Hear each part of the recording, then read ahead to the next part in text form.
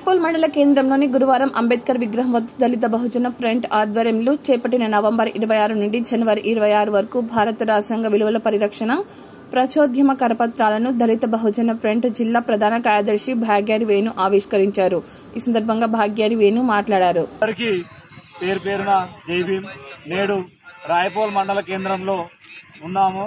దళిత బహుజన front ఆధ్వర్యంలో చేపట్టిన 75 ఏళ్ల భారత రాజ్యాంగం అమలులోకి వచ్చి 75 ఏళ్ల సందర్భంగా దళిత బహుజన ఫ్రంట్ ఆధ్వర్యంలో చేపట్టిన 60 రోజుల కార్యక్రమంలో భాగంగా నేడు రాయపూల్ మండల కేంద్రంలో కరపత్రాల ఆవిష్కరణ చేయడం జరిగింది.